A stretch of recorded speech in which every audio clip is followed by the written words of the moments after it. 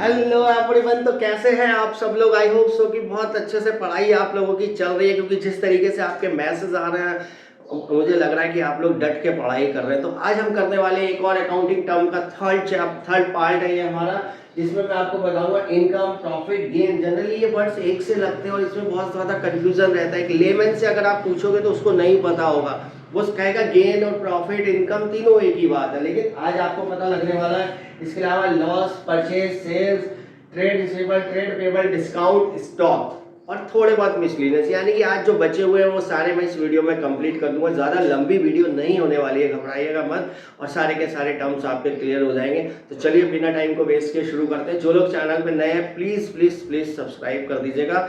चलिए शुरू करते हैं।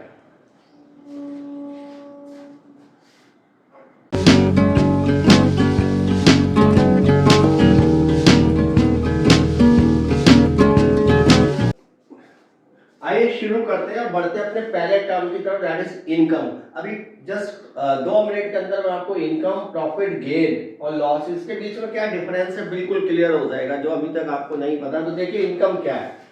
Income is different from revenue. Generally हम रेवेन्यू को भी इनकम मान लेते हैं, रेवेन्यू हमारा इनकम नहीं है। तो रेवेन्यू क्या है? Amount receive from the sale of goods. अगर सपोज आपने कोई गुड्स सेल किया तो उस सेल को हम बोलते हैं रेवेन्यू। सपोज आपने 5 लाख रुपए का माल बेचा, या यहाँ पे हम एग्जांपल ले रहे हैं, हाँ 5 लाख रुपए का आपने माल बेचा, तो गुड्स जो बेचा 5 लाख रुपए आपके रेवेन्यू है, ना कि आपकी इनकम। ठीक है, समझ में आया आपको? तो 5 लाख रुपए जो है वो हमारी रेवेन्यू है, और वो गुड्स कॉस्ट कितने की कर रहा था? 4 लाख रुपए का। तो हमें जो 1 लाख रुपए का फायदा हो रहा है वो मेरी इनकम है, यानी कि income is equals to revenue minus expense. समझ में आया? रेवेन्यू क्या है? जो गुड्स सेल करके पैसा आया। एक्सपेंस क्या है? जितने का मैंने वो गुड्स खरीदा था। तो income is equals to revenue minus expense. I think अब आप गलती नहीं करने वाले हो इसमें। अब आपको ना कोई अगर रेवेन्यू पूछता है तो आप उसको रेवेन्यू भी बता दोगे, और इनकम पूछेगा तो इनकम भी बता दोगे आप उसको। अब प्रॉफिट देखते हैं। प्रॉफिट क्या है बेसिकली? प्रॉफिट और इनकम में क्या फर्क है? बहुत अच्छा क्वेश्चन है। Profit is the excess of total revenue over total expense over accounting period. एक साल के अंदर जो भी हमारा अकाउंटिंग पीरियड है उसमें टोटल हमने अपने रेवेन्यूज जोड़ लिए। टोटल रेवेन्यू मतलब टोटल सेल जोड़ लिए हमने। टोटल एक्सपेंस मतलब जितने को वो गुड्स, हमारा कॉस्ट ऑफ गुड्स सोल्ड, जितने का वो गुड्स बना है वो हमने जब इसको माइनस किया तो हमारा निकल गया था प्रॉफिट। आई थिंक अब प्रॉफिट भी क्लियर हो गया होगा। Total revenue minus total expense. अब गेन क्या हो गया? ये भी एक नई चीज आ गई कि गेन क्या है भाई। गेन और प्रॉफिट तो एक से लगते हैं। तो ये जो है ये है, it is a monetary benefit, monetary benefit resulting from transactions और event which are incidental to the business. Incidental का मतलब जो बिजनेस में रेगुलर नहीं है, आकस्मिक है, कभी कभी होती हैं, उनसे जो हमें फायदा होता है वो गेन है। प्रॉफिट किनसे है? जो हमारी रेगुलर एक्टिविटीज से जो हमें फायदा। रेगुलर एक्टिविटी क्या है? अब गुड सेल करना, परचेज किया, सेल किया, परचेज किया, सेल किया, ये रेगुलर एक्टिविटी, उससे जो हमें फायदा हो रहा है दैट इज हमारा प्रॉफिट। लेकिन जो रेगुलर एक्टिविटी नहीं है, अगर हम यहाँ पे लिखते हैं नॉट फ्रॉम रेगुलर एक्टिविटी, तो ये आपको इजी क्लियर हो जाएगा। This is not from regular activity and this is from regular activity. ठीक है, तो और ज्यादा क्लियर हो। अब कैसे बिना रेगुलर एक्टिविटी के फायदा कैसे होता है? सोचने वाली बात है। सपोज आपने कोई फिक्स एसेट सेल कर दी, आपने जमीन खरीदी, जमीन में इन्वेस्ट किया हुआ था, लैंड में, वो लैंड आपने बेच दी, आपको 2 लाख रुपए का फायदा हो गया। सपोज आपने अपना कार बेच दी, सपोज आपने अपना कोई आपने कुछ भी इन्वेस्टमेंट किया हुआ था, शेयर्स में पैसा लगाया हुआ था, वो शेयर्स बेच दिए, वहां आपको फायदा हो गया, तो वो सब इसमें आएगा। सपोज आप कोई कोर्ट केस जीत गए, वहां आपको फायदा हो गया। तो आई थिंक अब आपको क्लियर होते जा रहे हैं। एक बार फिर भी मैं बता देता हूँ, income is equals to revenue minus expense, और रेवेन्यू होता है सेल ऑफ गुड्स और ये cost of goods sold. Profit साल भर का टोटल जोड़ दो, टोटल रेवेन्यू में से total expenses. Gain is not from the regular activities, वे अलावा जो आकस्मिक फायदे हो रहे हैं आपको, कोर्ट केस जीत गए आप, कोई सेल ऑफ फिक्सर, लॉटरी का टिकट निकल आया आपका, लॉस। अब लॉस क्या है भाई, लॉस क्या है, सिंपल अगर देखा जाए तो लॉस क्या है, लॉस को हम एक वर्ड में एक्सप्लेन करेंगे। यहाँ पे हम देखते हैं लॉस क्या है हमारा, लॉस। तो ये दो तरीके से लॉस होते हैं बिजनेस में। सबसे पहला excess of expense over revenue, अगर हमारा रेवेन्यू कम है और एक्सपेंस ज्यादा है, सपोज मैंने कोई गुड्स खरीदा 5 लाख का मगर वो बेचा 4 लाख का, तो ये मेरा लॉस है क्योंकि वो कम का बिका।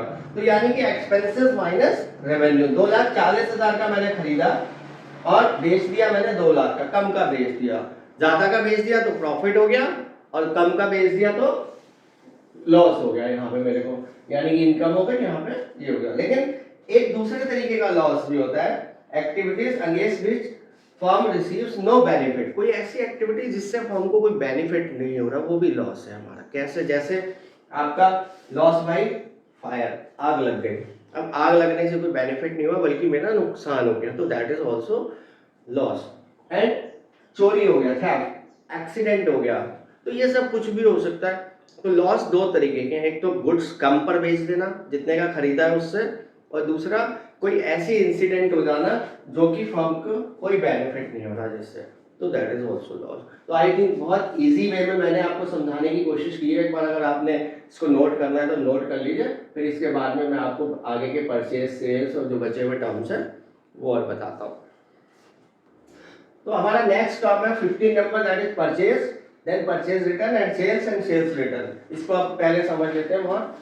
The term purchase is used for the business only for the purchase of goods in which business deals, यानी कि परचेज केवल उन्हीं चीजों के लिए होगा जिसमें कि वो बिजनेस डील करता है। सपोज एक कपड़े का काम करने वाला शॉपकीपर है, क्लॉथ मर्चेंट है, तो वो अगर कपड़ा खरीद रहा है और बेच रहा है तो वही उसमें कंसीडर किया जाएगा परचेज में। अगर वो कोई कंप्यूटर खरीदता है या कोई कार खरीदता है, इस तरीके का कुछ भी खरीदता है, तो वो उसमें ट्रीट नहीं होगा।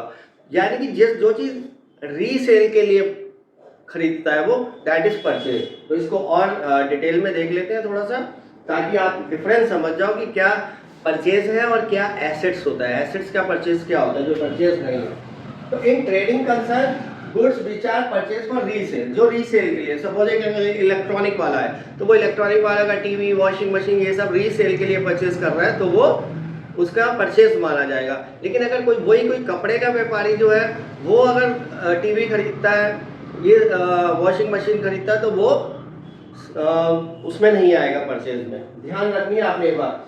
और कोई मैन्युफैक्चरिंग कंसर्न है तो उसके लिए परचेज क्या है, रॉ मटेरियल। अब जो कि भाई वो तो रॉ मटेरियल ही खरीदेगा ना, पहले उसको कन्वर्ट करेगा फिनिश गुड्स में, देन जा करके बेचेगा। लेकिन यहाँ पे एक बात ध्यान रखें आप, सपोज क्लॉथ डीलर परचेज कर रहा है क्लॉथ रीसेल के लिए, तो वो तो परचेज है। लेकिन अगर वो फर्नीचर खरीद रहा है तो वो परचेज नहीं है, उसको एसेट्स में अलग से दिखाया जाएगा। मेरे ख्याल से आप डिफरेंस समझ गए होंगे। कपड़े व्यापारी ने कपड़ा खरीदा तो परचेज, मगर उसने फर्नीचर खरीदा तो परचेज नहीं, एसेट्स। ठीक है। रिटर्न इज वेरी सिंपल, जो माल आपने खरीदा उसमें से जो आपको अच्छा नहीं लगा या डिफेक्टिव था या आपके सैंपल के अकॉर्डिंग नहीं था, आपने रिटर्न कर दिया, तो that is called return to the supplier, that is called purchase return. Simple, that is called the purchase return. तो गुड्स आपने वापस कर दी, इसको रिटर्न आउटवर्ड भी बोलते हैं दोस्तों, रिटर्न आउटवर्ड भी ये बोला जाता है। तो ये बहुत ध्यान रखना है आपने कि रिटर्न आउटवर्ड कभी कभी आ जाता है तो हम लोग कंफ्यूज हो। आउटवर्ड से याद रखो ना, आया तो मैंने भेजा बाहर, तो आउटवर्ड है वो। ऐसी सेल्स क्या है, sales means transfer of the ownership, transfer of the ownership of the good to customer for a certain price. आप सपोज शॉपकीपर हो और टीवी बेचते हो, तो कोई पर्सन आपके पास में कस्टमर आया, आपने उससे 10,000 रुपए लिए और टीवी उसको दे दिया, तो उसने जो आपको 10,000 रुपए दिया और टीवी आपने दिया, that is basically the ownership change हो गई उस टीवी की। तो ऑनरशिप ऑफ ट्रांसफर कर दिया, अब उस टीवी के मालिक आप नहीं रहे क्योंकि आपने पैसे ले लिए 10,000 रुपए और उसको टीवी अब आप दोगे, तो ऑनरशिप चेंज हो गई, goods and services, that is called the sales, ownership transfer. For example, if Tarun sells computer to the Varun for 10,000 रुपए, then ownership will be transferred to one, वो 10,000 रुपये ले लेगा तरुण और ऑनरशिप ट्रांसफर हो जाएगी वरुण को। बट यहाँ पे एक दो बातें बहुत ध्यान रखनी है। Sale is use for the goods and services in which the firms deals या परचेज फॉर रीसेल। अगर आप कोई ऐसा गुड्स जो आपने खरीदा है जो कि आपने रीसेल के लिए, उसी को सेल में जिसमें आप डील कर रहे हो, सपोज एक इलेक्ट्रॉनिक वाला शॉपकीपर है तो उसके लिए इलेक्ट्रॉनिक्स के गुड्स जो है वो सेल है, वो बेच रहा है। लेकिन अगर वो साइड बाय साइड अपनी कार बेच देता है या कोई ऐसा उसके पास जमीन है, लैंड है, वो बेच देता है तो वो सेल में नहीं आता है। तो sale is never used for the sale of assets like computer sold like for a cloth dealer. अगर एक कपड़े का व्यापारी है, क्लॉथ मर्चेंट है और वो कंप्यूटर सेल कर देता है तो वो उसमें नहीं आएगा सेल में। तो यानी कि जिस चीज में आप डील कर रहे हो वही चीजें परचेज होती हैं आपकी अगर आप खरीदते हो, और वही चीजें सेल होती हैं। इसके अलावा अगर आप कुछ खरीदते हो तो वो सेल्स में नहीं आते, वो एसेट्स में आते हैं। क्लियर है ना? और सेल में सेल्स का रिटर्न क्या है? आपने किसी को बेचा, उसको समझ में नहीं आया, उसने आपको गुड्स रिटर्न कर दिया, तो that is called the sales return. इसको हम बोलते हैं रिटर्न इनवर्ड, उसको बोलते थे रिटर्न आउटवर्ड, इसको बोलते हैं रिटर्न आउट इनवर्ड। मेरे ख्याल से आप जो बचे हुए टर्म्स है हमारे, trade receivables, trade payables, discount, stock और थोड़े से और हैं 4-5, तो आप लोगों को क्या लगता है जल्दी से मुझे कमेंट बॉक्स में बताइए कि मैं नेक्स्ट वीडियो बना दूं। फिर वीडियो लंबी हो जाएगी, आप लोग ही बोर होंगे, मेरे को कुछ नहीं है, मैं तो स्लाइड्स एक और ऐड कर दूंगा इसमें। बट मेरे को लग रहा है जो मैसेज मेरे पास में अभी आए हैं वो यही आए हैं कि भाई इसको नेक्स्ट वीडियो में दे दो, सो दैट कि इजीली हम समझ लेंगे, बेस हमारा स्ट्रॉन्ग होना चाहिए। तो मैं इसके लिए एक और पार्ट बना देता हूँ, और वो भी छोटा ही बनेगा, 10 मिनट से कम का ही होगा। तो आई थिंक आप इसको अगर आपने नोट करना है तो नोट कर दीजिए। अच्छी लगी हो तो लाइक जरूर, वैसे तो लाइक आपके आ ही रहे हैं, बहुत अच्छी बात है। और जो नए हैं वो सब्सक्राइब कर दीजिएगा, सो दैट कि मेरा नेक्स्ट जो बचे हुए टर्म्स है वो जल्दी आपको मिल जाएंगे। Thank you.